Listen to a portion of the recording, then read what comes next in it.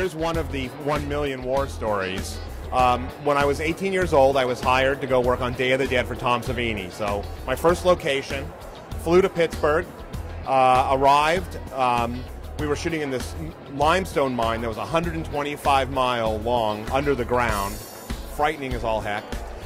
Walked in, didn't know what was going on, met Greg Nicotero, who came up, just said, "Hey, hi, I'm Greg Nicotero, I will be right back." And then next thing, Tom Savilni walked by. I'm like, oh my goodness, I've never met Tom Savilni. He's like, I went, "Hi, I'm Howard Berger, I'm on your crew." He's like, "Oh, hey, I'll be right back, I'm doing a practical joke." Okay, waited.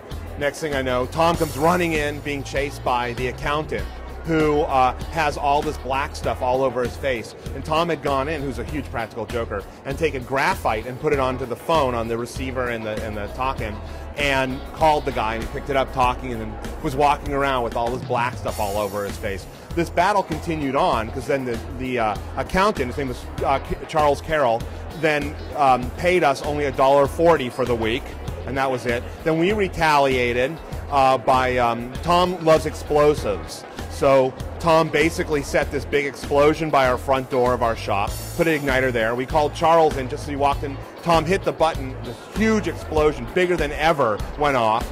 George Romero was filming in the mine, thought the mine was caving in. They all ran out, and then Tom had to explain the fact that he pushed the button and blew up the accountant. It didn't end there, though. The last and final one was we all had this car, this station wagon, and so we're driving out at night, because we'd go in the morning and then drive home. We all were piled in, and Greg Nicotero was up front driving, Savilni was in the passenger seat, then there was Everett Burrell and Dave Killen and John Volich and myself, and all of a sudden, there starts to be smoke.